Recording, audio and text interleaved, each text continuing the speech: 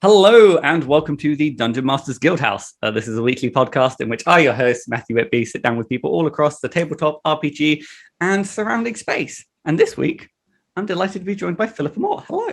Hello, thank you for having me. No, thank you so much. Again, I think I said it before. I'm always appreciative of people chatting to people within my time zone. Yes, yeah. Like I said, I'm not to say that I don't appreciate my other guests and stuff like that, but sometimes it leads to like weird times. Like I'm accidentally up at like 1 a.m. chatting to people. Yes, but no, basically UK bests. Yeah, best guests. UK. I didn't want to say it. You said it now, so we can just we can slap that on the poster. But no, how are we doing? Very good, thank you. Yeah, nice afternoon. It's not rained yet, so no, it hasn't. And yeah, so on my side of things, I was so it's been a bit of a weird day. So we were getting everything ready, me and my partner, to bake some cookies. And just before we started baking, I get a kind of call from my landlord saying that they're going to send someone over to come fix my oven. And my oven was working, but it had like a small fan problem. So we're just like, oh, I guess we'll wait. And now the oven's fixed, and now we have baked cookies. And I'll be honest, I'm glad they called, because I'm fairly sure the oven improvement has improved it tenfold. Improved cookies, excellent. Yeah. But I guess the people listening aren't necessarily here for the weird tabletop RPG version of the Great British Bake Off. But kind of for the people listening, kind of what sort of products have you created in the past? Sure. So I started about a year ago, so I've got a couple of products on DMsGuild, but I also have some things elsewhere. So I make mostly sort of adventure things on DMsGuild. So the first thing I made was Spire Top Intrigue in Aarakocra City, which is like a sort of a mystery intrigue adventure.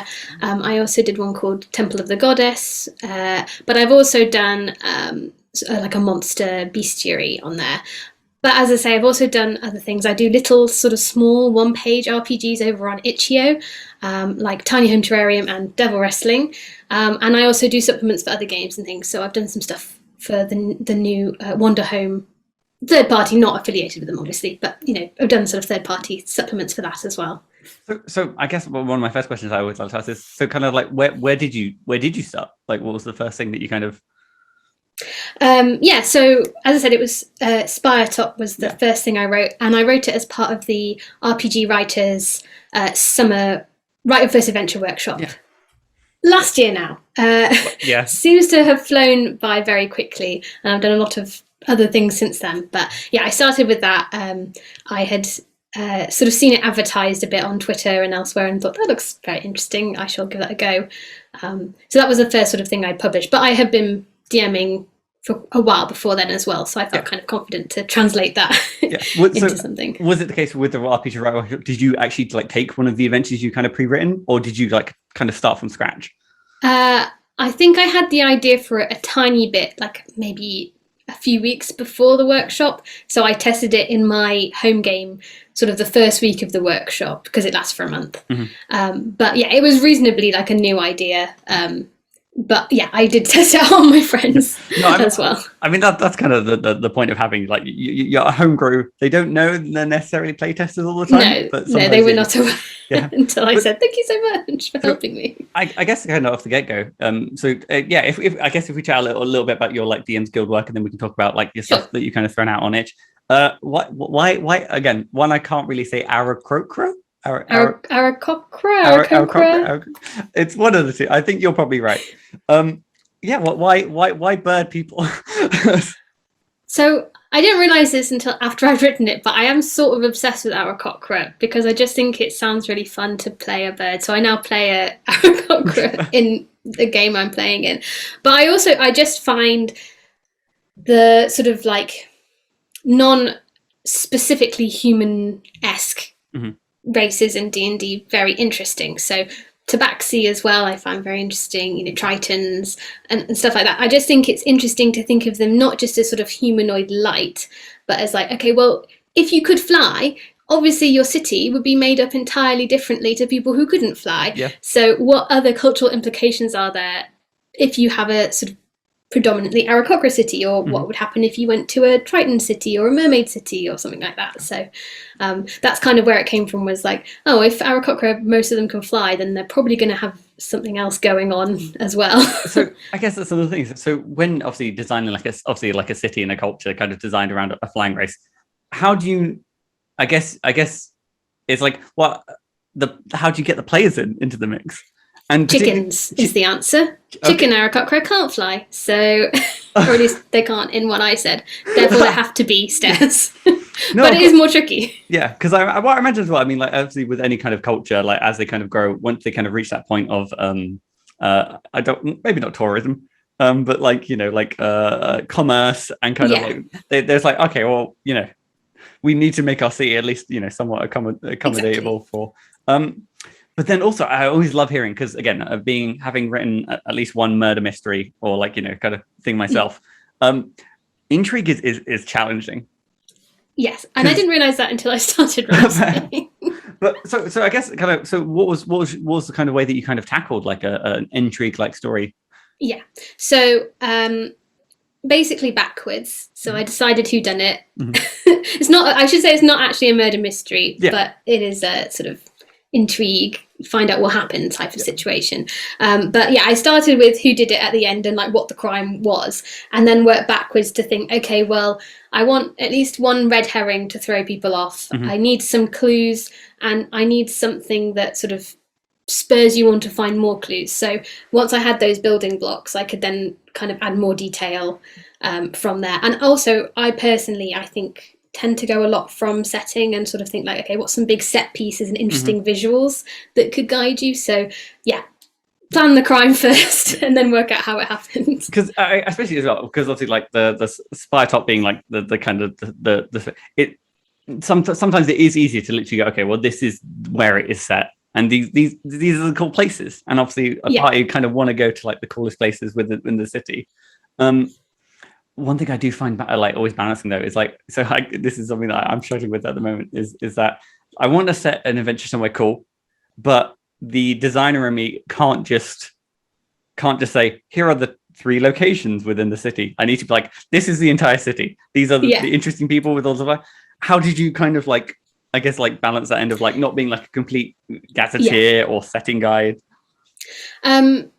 Partially, I think it helped writing it for the workshop, because you only have a month, or at least your aim is to write it in a month. I knew I had to keep it small, and also wanting to make it a one-shot. So basically just being very strict on the scope of the project forced me to say, okay, we don't have time to look at these other things. But I also cheated, and in my home game, we had a second session where they then explored the rest of the city. So, and I think I think at the end I put some suggestions for like, if you want to stay longer, here's other places you could look at. But it was just, I had to be kind of, controlled and say, no, we don't need to see everything here. Here's just one cool bit. Okay, so then I guess, so what is something about Spiretop that didn't necessarily make the cut that you think is like really cool about the kind of like an Aarakocra ruled city?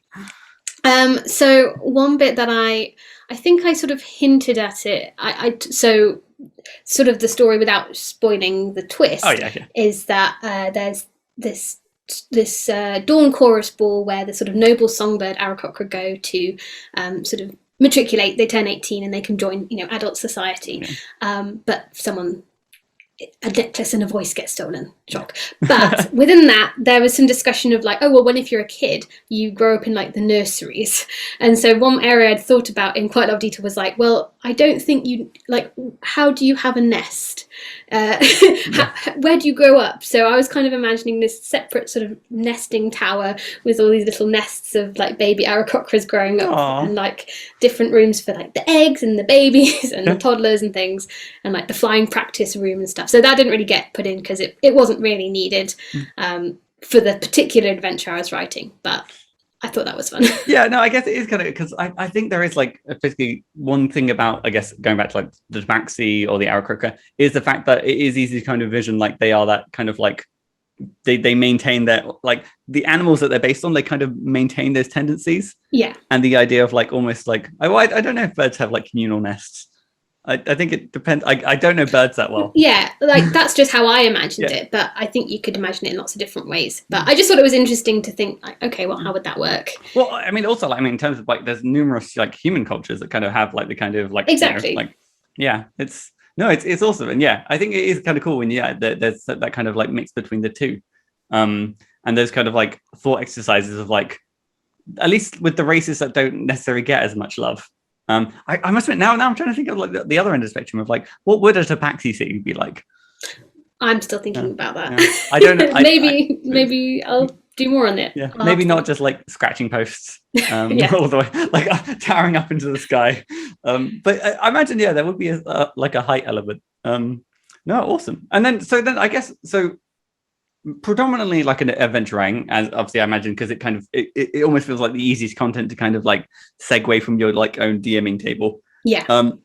With kind of like the monsters of Candlekeep, was it just like you had just a bunch of like book related monsters like?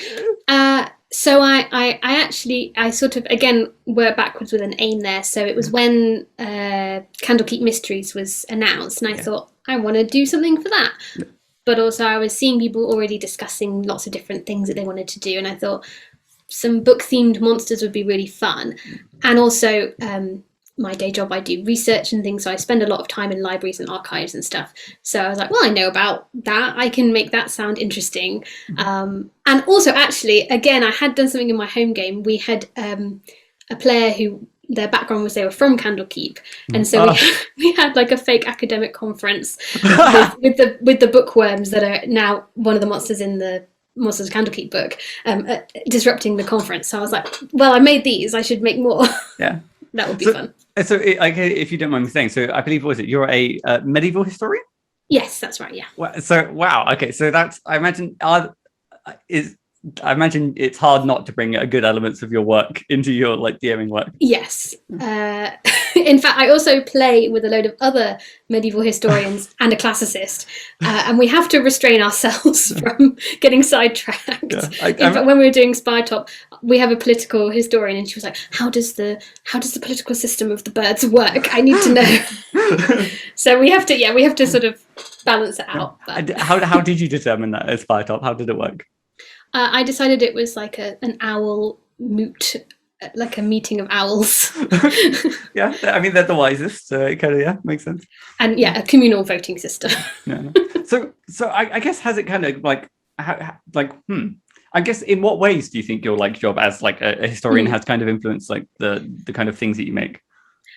I don't think it's necessarily obvious in the final product, but I think. So, for example, the stuff I study is like cultural and social history. So I think a lot about the social and cultural implications of like what I'm playing. Yeah. So, for example, with Spytop, it was like, well, let's extrapolate on if there's this resource or this thing that people are doing, what's the effect of that? And so I think that's kind of where I draw a lot of the knowledge from, is just... I know about places and people and what they do a lot of the time. So it's not like I'll be like putting loads of really detailed history from real life in, because it's a fantasy game. But just drawing inspiration, I think, is the main one. I do also think it has helped because both require technical writing. So like explaining something to people about history or about games and an adventure are similar. I guess it's always because you as again from work to hobby, you do want to have like some levels of some space, but I guess it was a thing of like as again, so like I'm a researcher myself.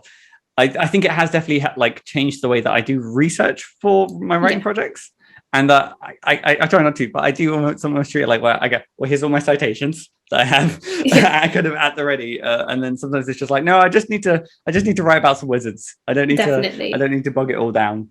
I definitely spend too much time on like D&D wiki and the Forgotten Realms lore things and stuff, and then I go, it doesn't matter for this. Don't need this much detail. No. The amount of times I've gone like, okay, so I need to find this third edition novel. I just need to know what this one character says. No, it's but that's part of the fun. I mean, like that's kind of what I enjoy with it. You did mention Bookworm, and I Yes. did want to kind of hear a little bit about, because I meant like, is it like Bookworm small? It's like book like purple worm. Big, not purple worm big. There's in the Monsters of Candlecook we've got the bookworm larvae, then the bookworm, and then the bookworm queen. Oh wow. So the bookworm larvae are very small, but then normal bookworms are. I think I said they were medium. I forget now off the top of my head, but I think they're medium. And then the queen is like this huge sort of wasp-like, bee-like queen that produces more larvae. So And yeah. I'm guessing feast on books, or Yes. magic books, or just books in general. Books in general, although they are fond of magical books. Yeah. But yes, they cause a lot of problems. I imagine again, like if you could eat normal books, magic books are just like, I don't know, like Extra tasty. little sweets. Yeah, they're like little bonuses. Yeah. What was like, I guess what was some of the like fun mechanical creatures you kind of had fun, like the ones that kind of had like cool stuff going on with them? One of my favorites that I made was the Umbral Mite Swarm. I love that name. Which are basically a bunch of tiny dust mites as a giant shadow, which may or may not remind people of a certain time traveling show when they go to a library, not related or copyright at all. But yeah, it was kind of inspired by the Doctor Who Bastionarada and like how they kind of attach to people's shadows and things. But with that, I made a move called Two Shadows, where if you step into the swarm space, it will try and attach itself to your shadow. And normally they can't go into bright light. But if they attach themselves to your shadow, they can hide in it. So they can not be affected by bright light and stuff, which I was quite proud of that one. I thought that was a fun choice. And also, when I tested it on my players, they were extremely freaked out when I told them they had two shadows. They were like, no! I mean, that's literally like the best feeling. And especially when you're playing around, like crawling through like the library, through the kind of rack. Yeah, I don't know what it is. Like the idea of like normal libraries, as I know and as they're fine. Great, The idea of like fantasy libraries are scary. Yeah. What isn't there? They're too big. They're too big. Yeah, and you just can't compete with that. Too big, not bright enough. Yeah, and because I guess it's the case of like, what is it? They had like you had to have your tiny candle, because like anything else would risk burning down the entire place. No candles allowed. Yeah, jeez. Only dancing lights or something. Yeah, I must admit, I probably like, again, it's I don't want to go to the classic like there should be a wizard solution for it, but just have like a wizard, on standby, just like I can give you a light for like an hour, and then when you come back or get lost. No, awesome. So then I take it. So once you kind of released like, I guess the Candlekeep monsters and stuff like that, were you kind of working on kind of like your single page RPGs at the same time, or was it? Yeah. Okay, fair. So, that's probably why I have sort of a less wide collection of DMsGuild stuff, is that I've also, at the same time, I kind of, not on purpose, but have been ending up doing like one on DMsGuild, one on Itch.io or Drive-Thru. And that's also corresponded with most of the ones I've made for on Itch.io have been part of like game jams. Yeah. So Tiny Home Terrarium was part of, let's say it right, Jam Jar Game Jam, which was make a game that fits in a jam jar. Nice. And Devil Wrestling was part of the Satanic Emotions Jam. Yeah, I mean, I must admit, I do like the Itch jams. They definitely like win awards for like the best names. I think they just So, and just really spark a lot of ideas, which is why I do them, obviously. Yeah. And I definitely kind of do both at the same time. Also, if I remember correctly, you're also a bit of an artist. Yes, I also do I've got some stock art up on Drive-Thru, and I just do art in general. So and my own covers and things. Well, not for Monsters of Candlekeep, but I've done the covers for other stuff. And so with some of the Itch stuff, was that kind of all art of your own? Yes, yeah. That art, because what was it? So I guess for the people listening, like I did say this kind of before we chatted, like Devil Wrestling has a very eye-catching kind of cover. Yes, it's very little like angry like devil. Little bean with a luchador mask and little devil horns. Yeah. So I must admit, so I do love the one-page RPG like design format. I think that kind of like confined creativity can also be really really kind of useful. But I don't know, like how do you like I guess I'm just going to ask more generally. So when you kind of participate in any of these jams, like what would you say your creative process is? It's like where do you, obviously you have your idea? Yeah. Usually have the idea in the shower. Nice. And then dash to write it down. normally for me, the process goes like make a big Google Doc and throw all the ideas in there. Really, I don't know if you heard the phrase like green hat thinking, like everything is allowed in. I don't cut anything at all. Then once I've got it all down, then I can start kind of refining it a bit. I'll try and do a sort of a first draft. Then I edit it, which I do not like doing. And then usually once I've sort of got the first draft, I might start thinking, do I want to make any artwork for it? Because if I need to make it at the same time because it's my own work. And then, layout and things and release. Yeah. But the sort of first drafting and the creative bit takes the most time for me. Okay. So if we almost go with almost like one of these up. So with Tiny Room Terrarium. Tiny Home Terrarium. Tiny Home. See, we're going to say this a lot of times. Yeah, no, I was so caught up on like mispronouncing terrarium. Terrarium? Is it terrarium? Both. Terrarium. Both, yeah. Well, terrarium. I think terrarium is right. I think. But was it quite easy to kind of keep all the mechanics of that game? Or I mean, I guess off the get go, if you don't mind saying, like for the people, what's kind of sure. It's very simple. Because it's designed to be one page. It's also like good for kids, so it's very like narrative. So basically all you need is a D6 and it's sort of a little prompt list of like, you're a tiny folk, you've moved to this new garden, choose who you are and things. And then you have some like various roll tables, or you can pick your own of you decide where you're going in the garden to try and find a new rock. Then you encounter a problem. You decide how you fix the problem. Also, when you've made yourself your little tiny folk person, you pick some sort of skill that you have, such as rock climbing or having a lot of pockets or being especially small. And then you also meet a neighbour in the garden, like a hedgehog or a bee or something, and they might have a problem that needs solving as well. And then you solve it basically completely narratively, like journaling. And then you bring your rock home and you put it in your jam jar, which is your terrarium, and then you can do that more and more, and you can make a map at the same time. So it's very, very simple mechanically. No, I was gonna say, I must say, I'm quite fond of like the little kind of like journaling games because I guess it kind of invites you to kind of it's almost like it's a storytelling prompt. Like that journal itself, you can take away of like, this little tiny folk has had a very adventurous day. Yeah. No, okay, and then so because I have to ask, Devil Wrestling. Yeah. What's So Devil Wrestling is a hack of John Harper's Lasers and Feelings. So you have 2 stats, Devil and Wrestling. And what do you need? Exactly. What else could you possibly want? Devil is for things like cutting a sick promo or sneaking. And then Wrestling is for doing cool moves, jumping off the ropes, kicking people, things like that. But I also introduced Devil tokens and Wrestling tokens. So if you sort of fail on one of those rolls, you take a token. If you fail a lot at like your Wrestling and Devil moves, and you get Devil tokens, and if you get too many of those, you're sort of overcome with one of the 7 deadly sins, and you have to do something to sort of fulfill that. But with the Wrestling ones, if you get enough of those, you can do a finisher, which like adds an extra a boost to your moves. And also you can once a game do a heel turn and steal the tokens off other people, so you can do more finishes. Interesting. You kind of designed it more around like a more kind of like, whereas Tiny Home Terrarium was a more kind of single player experience. Yeah. Whereas Devil Wrestling is for a group. Yeah.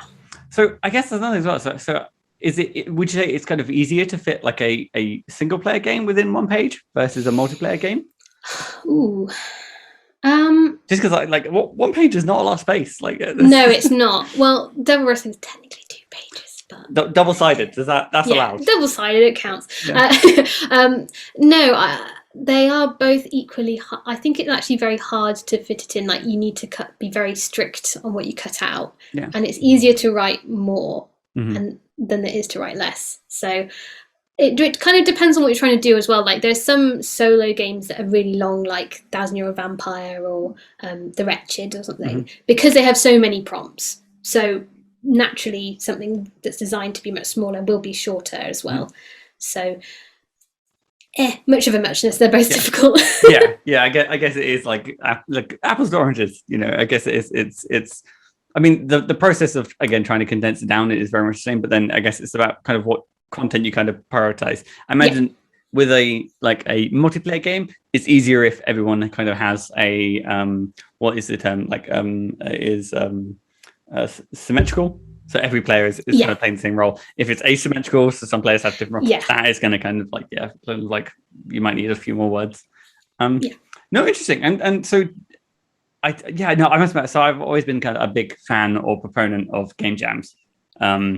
I think obviously not joining every one, because otherwise I don't think there's be too busy. There is no end to the game jams. But I don't know. It's just that idea of like sometimes if you're stuck in like a little bit of like a writer's block, it's just sometimes you just need to go out there and finish something, and it kind of gives you that freedom to like.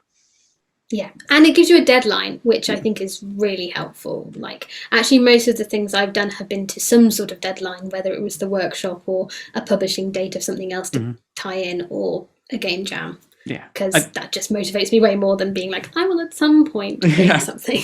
It's like I said, no matter what time schedule I try and give myself, I will not live to it. So it's nice to have someone else. Like, again, I used to do this thing where like I would always be the case like once I finish it, I'll then start contacting editors. And then it would just never get finished. So now I've started contacting editors just before it's finished. And now I'm always like, oh no, there's someone waiting. And, I schedule my play test for roughly when I want to be finishing, because then I can't let my friends down. I have set a date. So also, I guess it's like sometimes it is good to kind of like even with like a play test, if in that case it wasn't finished, it kind of gives you that freedom of like, okay, well, I'm just going to improv it. And whatever, like, it might just work, or it might be a flaming disaster, but that's, it'll be fine. Yeah, it'll be fine. But it's my friends, so it's okay. They don't mind. 9 times out of 10, they're the ones who started the fire. So exactly. So then I guess, okay, so across everything that you've kind of done so far, and just like, like tabletop RPG creation in general, then would you say you have like a set favorite part of the process, or? I think for me, the initial brainstorming and first draft is definitely my favorite, but I also really, really like layout because I like seeing it all coming together and being like, I made this and now it looks nice, because I do my own layout as well. But yeah, definitely the sort of initial throwing stuff down on the page, just seeing what happens, is my favorite part. If you don't mind me asking, do you use any particular programs for layout, or?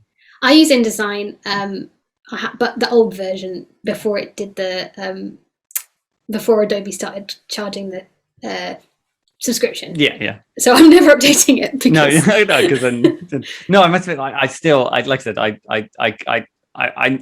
know it's a case where like I know at some point I kind of need to make that leap, because I do my own layout at the moment. But I think I'm the only person I know that uses the layout that I do. It's like home brewery. Yes, it's like that, but I do it all myself. Like it's like there was once a template out there in like the weird, like I don't even know what, that's the thing, is like I don't really know what to call it. It's like I'm not necessarily doing layout, I'm like coding the layout. Yeah. And it is, honestly, I'll be honest, it's a pain in the ass. But at this point, it's better the devil I know than the devil I don't. What are some of your favorite pages to kind of lay out? Is it the ones where you kind of know you have going to have like a large kind of art piece, or like do you like I like tables? Yeah. I don't like tables because tables are quite a pain to do in InDesign. At least someone's probably going to tell me afterwards, being like, "It's super easy. You should just do this," but I have not discovered that yet. So no, definitely an art piece. I really love being able to like think about how it's going to fit. I also really enjoyed with Tiny Home Terrarium. I designed it to be a pamphlet that you can fold. So working out how that worked and printing various things on scrap paper to test that was really fun. But yeah, just definitely working with artwork is my favorite part, and cover design I love doing. I'm very much and now I use Photoshop for that. I imagine there is a lot more kind of freedom in the kind of design of like your own kind of tabletop RPG game, in like in terms of like visuals and layouts, that you kind of have a lot more kind of creative freedom. Is out of all your kind of like your mini itch games, what would you say is your favorite layout work? As I say, I do really like how I did Tiny Home Terrarium. I put a lot of thought into that because I needed to make it fit within the jar and things. I'm also pretty pleased with managing to. I released recently The Painter, which is a playbook for Wander Home, which has a very specific style, and I managed to kind of make it fit with that style quite closely, which I was quite proud of managing to do. So I'm quite pleased with that as well. But yeah, definitely Tiny Home Terrarium in terms of actual like original, sort of bit myself and everything. Did you actually get like a jam jar? I actually have it on my desk. There's my version with the rocks attached. Oh no, okay, fair. Yeah, because I guess again, if you're gonna play by game jam, you're like, no, gotta play by rules, gotta see if it fits in. Well, I actually the reason I joined it was we just have a giant basket of jam jars in my house from I think it was my partner's grandma collected them to make jam in the summer. Wasn't using it anymore, so I was like, well, I have to join because I've got to use some of these jars for something. I must admit, I don't know what it is, but jam jars, they always do have that kind of like they're nice looking. Like yes. and it's like a case of like, oh, I can't really throw this away. Put something in this. Yeah. Also, I mean, like there's what is it? You know, I think you can always drink out of a jam jar. It just feels like it's artisan. I'm being jam very jars. fancy. Jam jars over mason jars for sure as well. No, I must controversial opinion. I must admit, I once back home I used to have like a mason jar with a handle, which arguably was I enjoyed it. Never used the lid because I don't think you need the lid. But oh, geez, good times. Jeez, I'm getting almost sentimental while I'm mug. On the other side of the spectrum, you kind of mentioned how like the kind of the brainstorming and kind of like the kind of getting the first draft out there. How would you say you go about kind of like running the first draft of an adventure per se? Like to test? Or... I guess so, yeah. So is it like how concrete of a night like of a draft do you kind of want? So I know I want the whole story layout. So branching narratives, whatever. I want that all to be done. I want to know the ending. Also, if I can ideally have written up a first draft so I can ask one of my friends to DM it for me, that's my ideal playtest because obviously I know how it's supposed to be run, even if I don't have it written down. But have I been able to write it well enough that they can interpret it just from my writing, not from me telling them? So ideally I try and have written it, but occasionally if I've not done it in time, as long as I've got the basic, like any key clues, any key locations and sort of points that they need to get to and the ending will be fine. And so I guess, so with the kind of inventions that you kind of put out already, were some of them like, were they literally kind of like small ideas that you had kind of like while DMing, or was either one of them kind of like the case where like, I've actually already run this adventure, I just now kind of need to write it up? Both were ones I had ideas for and decided to write up. So the other one that's out currently, and I have a few more kind of coming soon, is Temple of the Goddess, which I did with Transparent Games. And that was actually from, they had found a very cool map by, I think it's Korok DMs, or something like that. It's linked in the thing.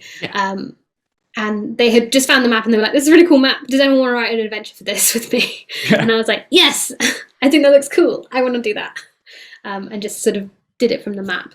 Nice. But yeah, no, I tend to have the ideas separately and then I'll test it in my game. Yeah, I must admit, no, it is kind of surprising how like inspiration kind of stem from all different sides of things. Like sometimes it is literally just like a cool looking map and you're like, there's something I can do quite exciting with this, and then other times it's like the case of like, oh, it's a really inspiring cover art or like inside art that you just like you kind of run away with. No, I do actually quite like designing to a map. There is a map out there by in Dyson Logos, kind of like free collection of maps and that, which is like a mega dungeon. And I've always seen it and just like it's tempting. Like I don't know. Like it honestly, it would be honestly an unmanageable amount of work, but it's something that I kind of want to try. Maybe do it. Yeah. Well, all right, I'll add it to the list. Go on and make mega dungeon. But that's what I mean. It's like, so I've written dungeons before, but I think like the kind of ecology of like a living, breathing mega dungeon.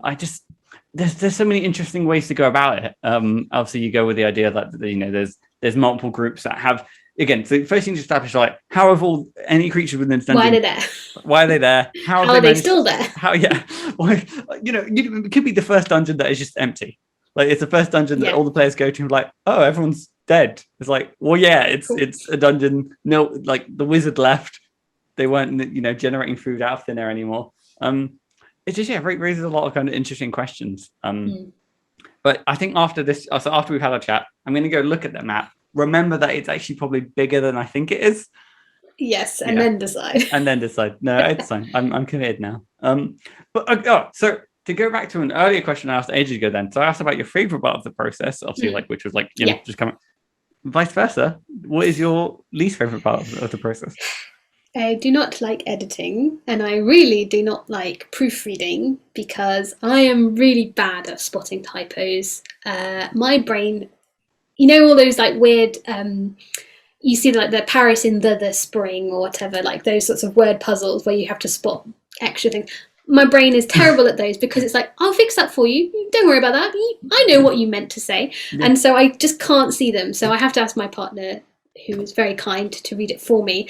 But then also he'll be like, maybe you could improve this. I'm like, no, it's not perfect. I tend to sort of God, I'm like, how dare you? Like, no, it's perfect as it is, even though I know, no, it does need to be improved. So I know it's a very important step, and it definitely does improve it by editing, but I don't really enjoy editing. It's definitely like the kind of rereading your like I think it's always the case of like as you're writing it down, you're just like perfect. It's like literally it's beautiful, and then I get to lay out when I've already then perfected it, and I'm like, beautiful, wonderful, amazing, I'm so good. And then in the middle it's like, oh, how did I ever think I could write anything ever again? I think one of the best advice that I did get that kind of makes the process like a little bit easier is if you literally just feed all your text through like a text to speak. Yes, yeah. But then I don't know. I don't know. It's weird, but like I get almost like not bored by my writing, but like it's the case of like I guess it's that kind of like I have to listen really hard. Yeah, and I'm because you don't know what's going to happen. That's what I mean. It's like I know it's going to be fine, and then when you hear a mistake, it's like I don't know. It feels almost like that kind of if you've ever had to kind of like transcribe like an interview or a conversation, which is honestly the worst thing in every sense of the word. Of like just I can hear them talking. Why do I need it typed out? But it's that there's many cheats, but my favorite cheat is I'll be honest. I just hand it off to an editor and just pass the problem along, and then in when they're done with it, I can look at the sea of red and go, yes, this is why they're worth their weight in gold. Although I also have the problem of I don't know how it happened, but my mind apparently just blanked when I was having grammar lessons and things at school, which is bad because I do a lot of writing, both for my day job and for this, but my grammar is quite bad. And so sometimes someone will be like, you need to use this sort of fancy word for some grammar term. And I'm like, don't know what that means. And I know you've told me at least 5 times and explained how it works, and I still can't remember it. No, I know. I think not so fun. I think I'm in the same because like I think I have a nasty habit with commas. Where too many. Too many. No, exactly. Because I think I don't know why I'm going through like a weird stage in like my writing process where I'm starting to write intentionally a lot more like I talk, because I think when I first started, I kind of wanted to kind of capture that kind of like not mechanical language heavy, but I just kind of want to be like do things by the book, follow the saga. But then I think there was a kind of the advice of like getting that like at the end of the day, someone, the DM or whoever is going to be on the other end of like reading this content, you don't want to bore them out of their mind. Exactly. And I sometimes write like I'm having a chat with them, I'm just like, listen, this wizard is honestly an absolute bastard. and it's nice to kind of have that freedom to be able to throw in when we talk we pause a lot more than we do writing. I have the exact same problem with commas. So I have to take a lot of commas out, and so therefore that is my least favorite part, is going I'm 100% kind of with you on that one. Then I guess to kind of to like a brighter side of things, are there like across everything you've done so far like a very particular design choice that you've made that you've been like rather quite like super proud of? I'm I'm still very pleased that I just wrote the first adventure. Yeah. Still very pleased with Spire Top. I'm pleased with the twist I came up with. I feel like it was a good one. I'm also very pleased. One of my favourite ones, actually, I wrote this down to remind myself, was in Monsters of Candlekeep. I made an ink ooze, which is like a very tiny mini ooze that's from like leftover ink. And I was like, okay, it does acid damage. Why does it do acid damage? So there's this old type of ink called oak gall ink, and it's very acidic. And so in the lore, and then obviously tying it to the attack, is like, well, obviously it has an acidic attack because it's an acidic type of ink. And I was just really pleased that I was able to like push that all together and like make it work both in the description and in the actual like written attacks. There is nothing nicer when like you can kind of like where you find like an in-law excuse or like even like a real world example that kind of ties everything together. I didn't know that about ink. I guess like I imagine like it's a good way to kind of ensure it stays on like so ink etching. Sorry, medieval manuscript fact. Oh please, I'm ready. So we've got two types of manuscript ink. There's like iron sort of ones, but oak gall, one of the reasons it does stay is that it basically etches itself into parchment when it's there. So it's very hard to get rid of. You have to like scrape so much of it off, but it means it lasts for a very long time. But yeah, that's why it's used as ink. It's partially because of its acidity. So I guess so there's two other questions I kind of want to ask about the first part of like one thing that you're quite proud of is how did you find like the RPG writer workshop? Because again I've chatted to so many people who've kind of graduated from it, I guess. Yeah. How did I find it? I think I had found Ashley Warren on Twitter. And I guess I meant more in terms of like how did I find it? How did I like it? But no, I get it, no, it makes sense that like you saw Ashley Warren. No, that's my poor questioning. That's but yes, I did find Ashley Warren on Twitter and then I found that. But how did I find it? I really liked it. Some of it because it releases them over the month, I really liked how they paced it. I know it. I always went in the Discord at the same time, and a lot of people are like, when is this coming out? When is that? It's like, no, follow the program. Actually, nice and paced was really useful. Some bits I was like, I kind of already know this, but it's useful to have it written out. And then some bits I had no idea about, like learning what the OGL was and learning the licensing stuff was really, really helpful. And part of that, having access to the Discord to then just be like, hey, can someone answer this question? I'm confused, was also really, really good. But yeah, overall, very, very helpful, I think. I think I had the advantage of, as I said, I was already used to technical writing. Also, I've done a lot of improv and like acting and stuff. So I already had a lot of story making like practice before I started writing adventures. So I kind of had the plotting and things down, but it was nice to just have it all sort of in one place, basically. Yeah.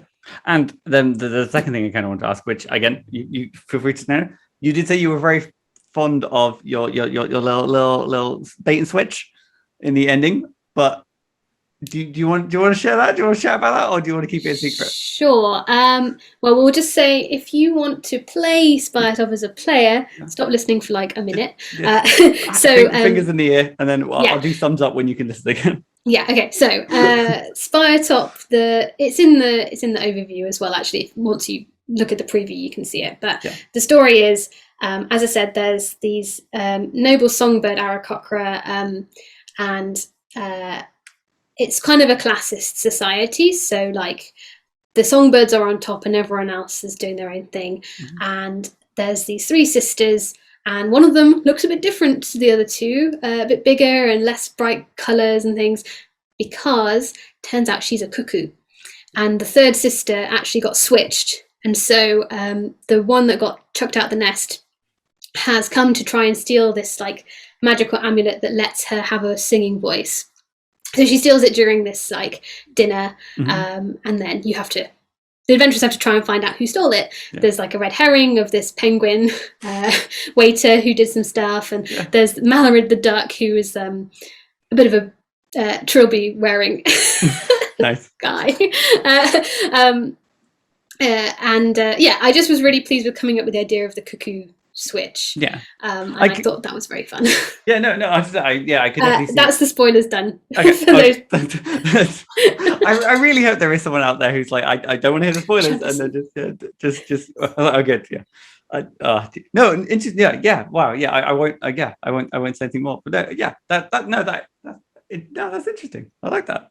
Nice. I was very pleased with that. Nice. So then, I guess to look over across everything you kind of done then so far, it's like, is there any particular lesson that you've kind of learned from like that you kind of wish to go back in time and be like, hey, Philippa, maybe you should check this out? Or... So definitely one that I kind of already knew, but I think is useful is just one is get on with it, but set yourself a deadline. Yeah. Ideally an external deadline, as we said, like the workshop, like having a playtest coming up. That has definitely really helped keep me creative over a longer period of time. Yeah. Work in something like Google Docs where it doesn't feel very real when you're first putting your ideas down, I find that's something I kind of discovered halfway through last year, because I was sorry, there's a little cat trying to get on the table. He may appear in a moment. It is not being too precious with those first ideas. And also advertise, like, don't be afraid to advertise your stuff. Yeah. Because I didn't to start with. So prior to I guess were you working with Google Docs before, but you were kind of almost treating it like the final product beforehand? Or I was writing it in Word and I was like, no, it must be perfect. But for some reason, writing in Word was tricking my brain to say, no, it must be perfect, can't have any corrections. But writing on Google Docs, because I can do it on my phone, suddenly made it way easier to just quickly write stuff down. Yeah. So, yeah. Yeah, it worked for me. No, yeah, I can definitely kind of agree with that. I think the sooner you can kind of because I think definitely early on I definitely did have a point of where I thought my not that my words are sacred. I think that's the wrong kind of word, but that kind of mentality of this is gonna, I have to be almost not borderline kind of perfectionist. So now it's nice to kind of be able to and there is said cat. No, it's adorable.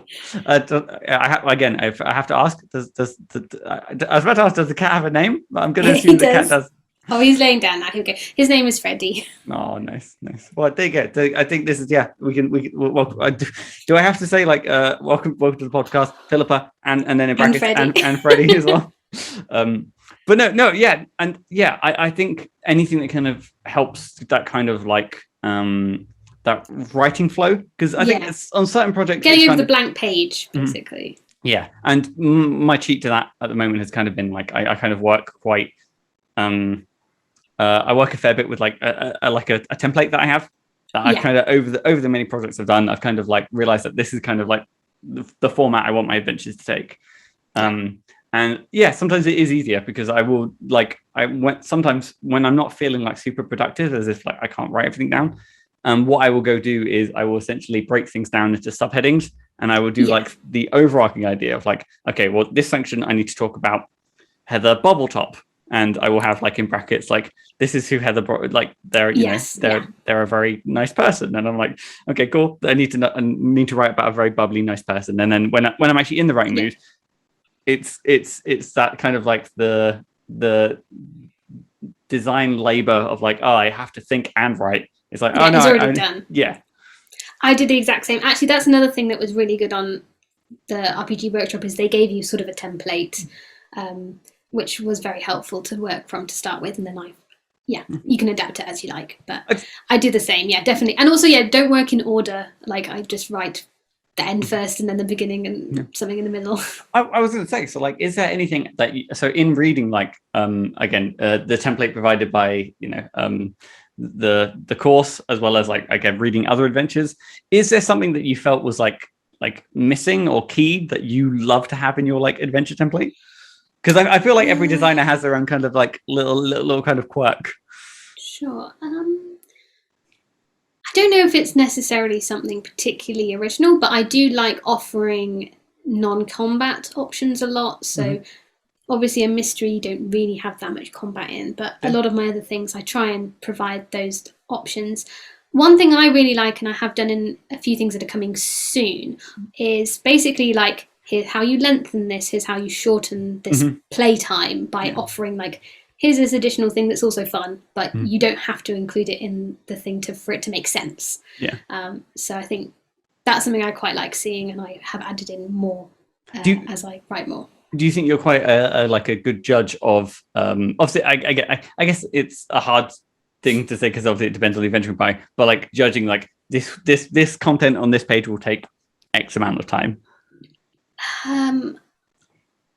It kind of depends on the players, doesn't it? Like, it does. I know how long my normal group will take for something, but when I'm, for example, teaching newer people to play, I feel like that always takes longer. So, I can get a rough idea, but playtest is the best way to. I think you are, because I think like there's always like, I think always it's like you can ballpark that like most like encounters, whatever shape or form they take around 45 minutes. Yeah.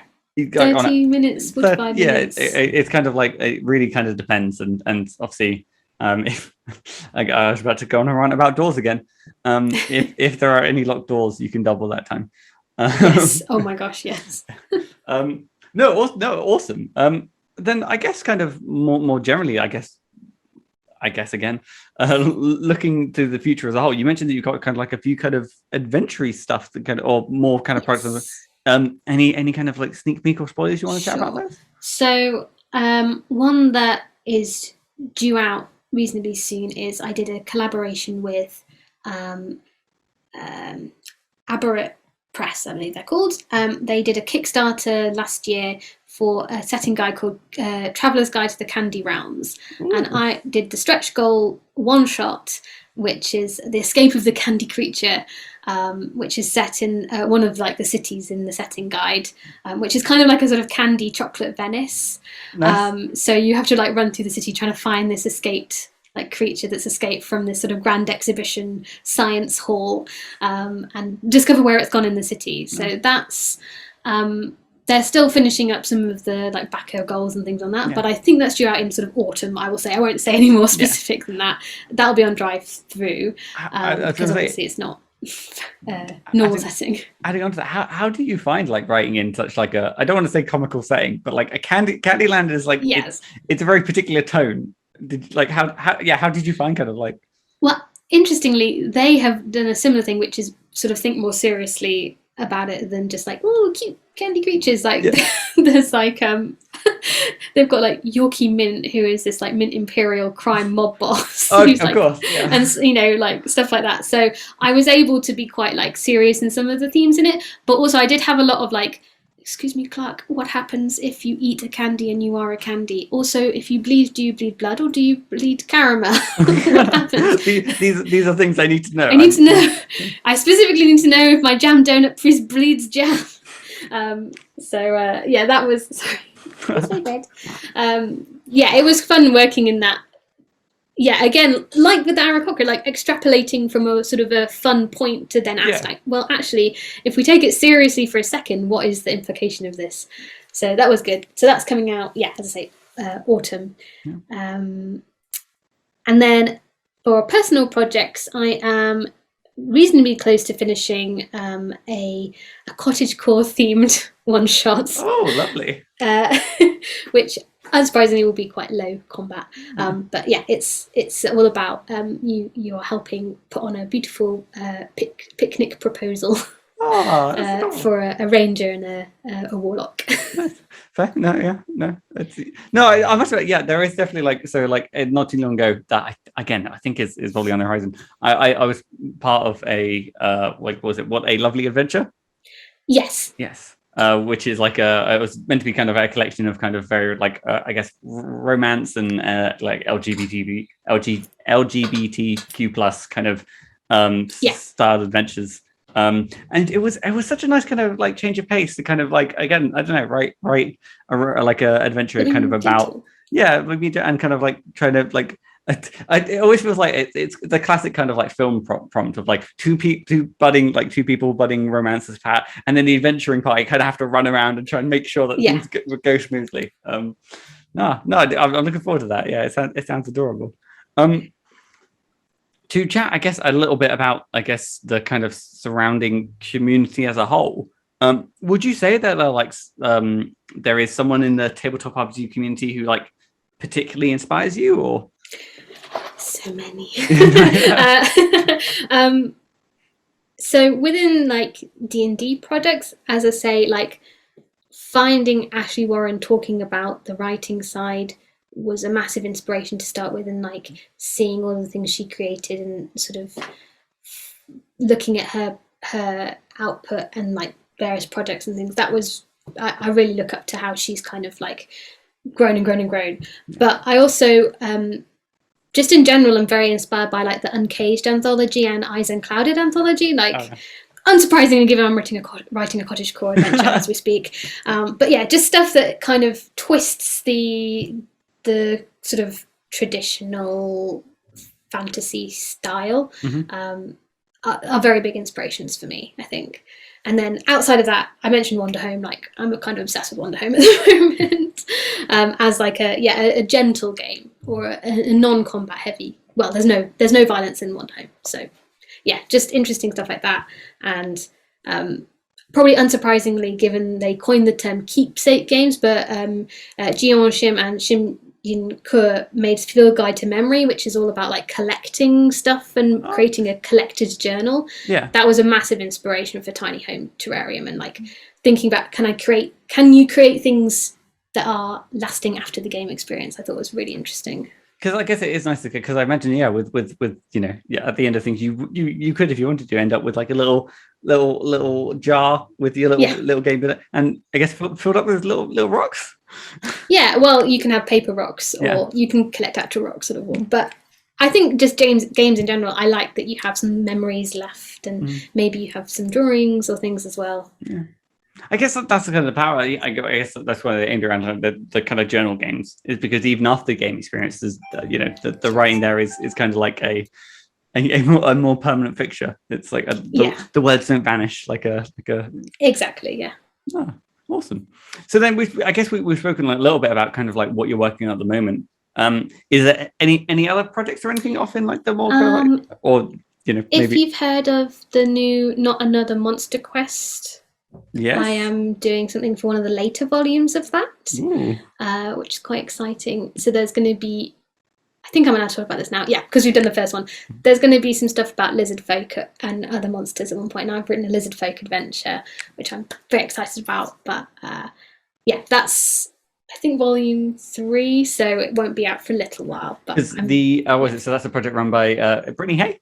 Yes. Yeah. No, again, the cover on that, it looks amazing. I think they've done like a really good job with that, and it's exciting to see, especially when things kind of shape into like a whole series. Yeah, exactly. I think I really love the whole, like, we've obviously got like a little Discord for planning it and things, and it's been really, really fun sort of seeing the whole process of everyone thinking of so many different sort of alternative ideas to the whole point is like it's not just another Monster Quest, it's how can we reframe it so you're working with your monster friends? No, and I must admit, like I haven't actually read much about like the official, if even that exists anymore, but like the lizard folk lore. I imagine it's probably not too kind to our lizard friends. Yeah, I think one of the things I did was I used Eberron as a setting, which I think handles lizard folk much better. Interesting. And really like thinks it. Basically, Keith Baker is another big inspiration of mine. I think he really does think through like the implications of certain choices. So in Eberron, the lizard folk have like the reason some of them are evil is because they've been corrupted by this like demon overlord. So it's not just like, oh, we're lizards and we're bad. It's like we have a reason. And then the other lizard folk are doing their own thing, and it makes a lot more sense to have that split rather than being like every single lizard folk is terrible. It's but no, I think everything you kind of hear about everyone is definitely, it doesn't take long for someone to mention that, like, Keith Baker's handled X really well, and it's like, I think it's from the ground up, I think it's very thoughtful. I think again that's another thing I added to the do list. I've had like the plan to like do something with Eberron. I just need to get through it. It's on the ongoing to-do list. But I guess generally, looking at the time, that's we've done it. We've managed to kind of chat away for an hour. Thank you so much for taking some time and sitting and have the chat. It's been it's been delightful. Thanks. Yeah, it's been lovely. I hope I only managed one medieval fact, so that's probably good. Oh, I mean, in fairness, I feel like we haven't got the most out of it yet. But I just, again, I don't want to leave without people knowing where are some of the best places that they can hear about your work and stay up to date. So the best place is on my Twitter, which is at Mort Philippa, Philippa 1L 2Ps. I put everything on there. There's also a link tree to various places where I put things. But also, if you go on DMsGuild and drive through an itch.io, I think, I'm not sure if you can do it on DMsGuild, but I know on the other two you can subscribe to like my author page. So whenever I put out new things, it will pop up on there. I think they've recently added it to DMsGuild. I don't know, and maybe you're right. Maybe that's something I should be pushing as well. But yeah, you know what? This episode, if you're listening, go follow, Philippa. And then next week I'll ask for people to follow me. And then no, fantastic. And then otherwise, I've been Matthew Whitby. You can find me at Whitby Writes. Every week I've been saying that I've got something coming out on the horizon, and at this point I think I'm just lying. So soon, at one point, a mega dungeon. Yeah, this time next week I should be able to just slap out a mega dungeon. That'll take like 5 minutes. I don't know. Shouldn't be that long. No.